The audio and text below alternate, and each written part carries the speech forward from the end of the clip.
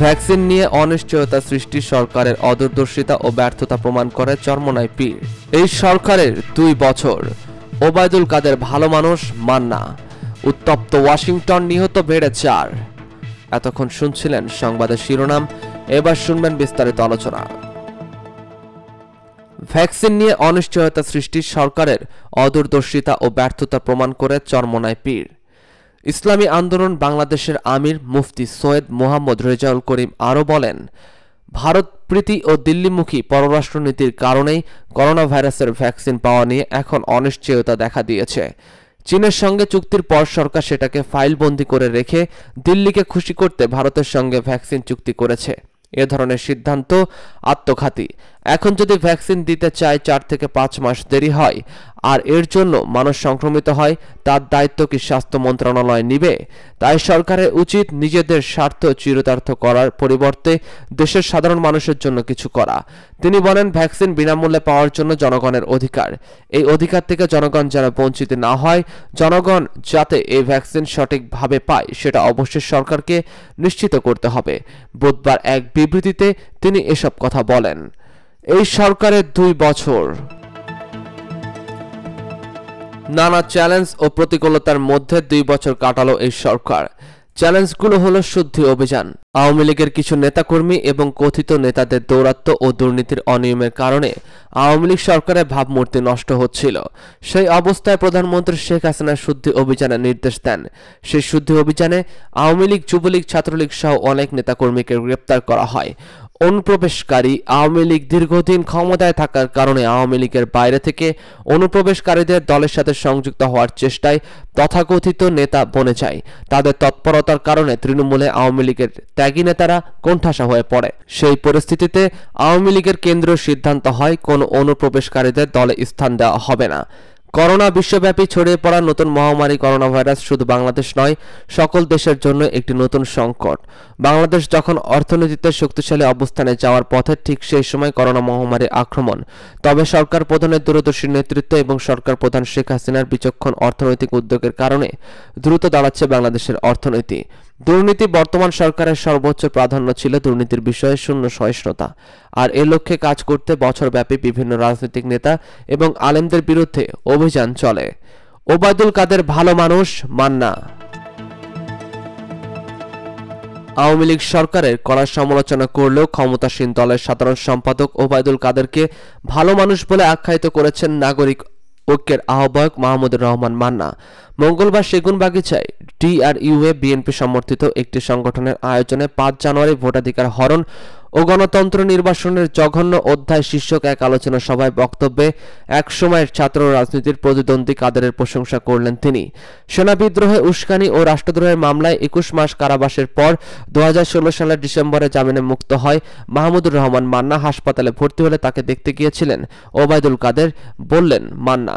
2 দিন আগে নোয়াখালীতে বসুরহাট পৌরসভায় সুষ্ঠু ভোটের দাবিতে ওবায়দুল কাদেরের ছোট ভাই আব্দুল কাদের মির্জার বিক্ষোভ নিয়ে কথা বলতে গিয়ে আওয়ামী লীগ সাধারণ সম্পাদককে নিয়েও নিজের অভিমত জানান বিএনপির জোটসঙ্গী দলের নেতা মান্না। ওবায়দুল কাদের নির্বাচনী এলাকায় এই পৌরসভায় আওয়ামী লীগের মেয়র প্রার্থী হয়েছেন আব্দুল কাদের, কিন্তু ভাবিসহ দলের কয়েকজন সংসদ সদস্য তার বিরুদ্ধে কাজ করছেন বলে অভিযোগ করেছেন তিনি। মাহমুদুর রহমান মান্না বলেন, ওবায়দুল কাদেরের ছোট ভাই কি বলেছেন সেগুলো আজকের পত্রিকায় আছে। তাকে সাংবাদিকরা জিজ্ঞাসা করেছিলেন, আপনি আপনার বড় ভাইয়ের বিরুদ্ধে কথা বলছেন কেন?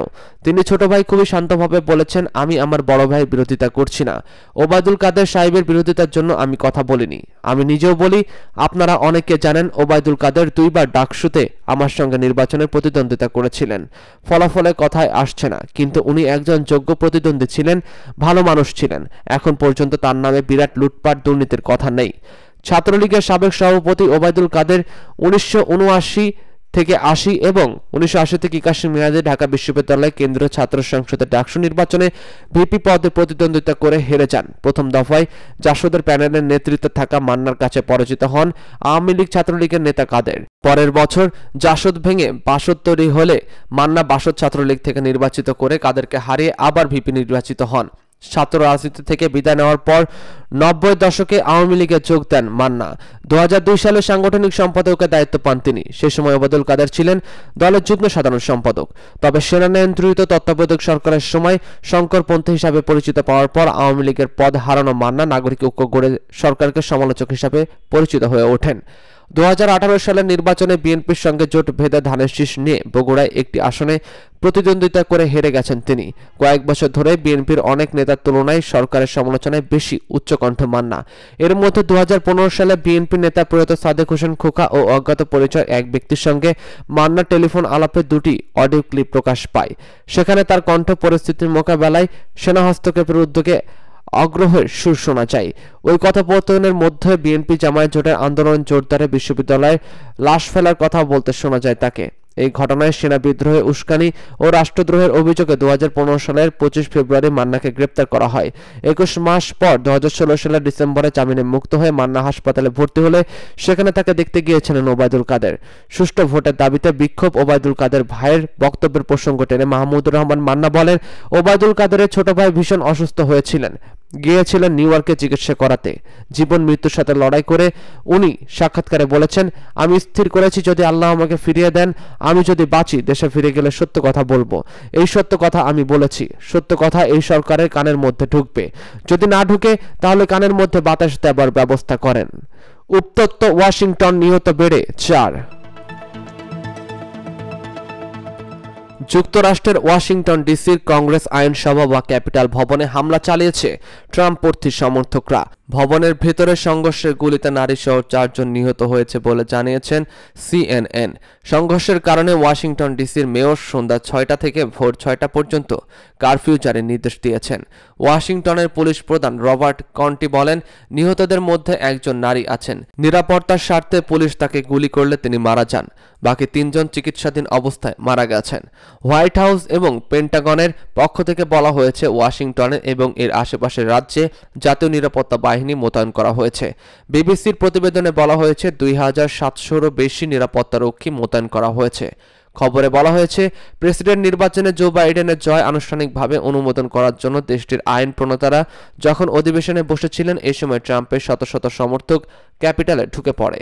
এ সময় বিক্ষোভকারীরা ক্যাপিটাল ভবনের দরজা জানালায় ভাঙচুর চালায়।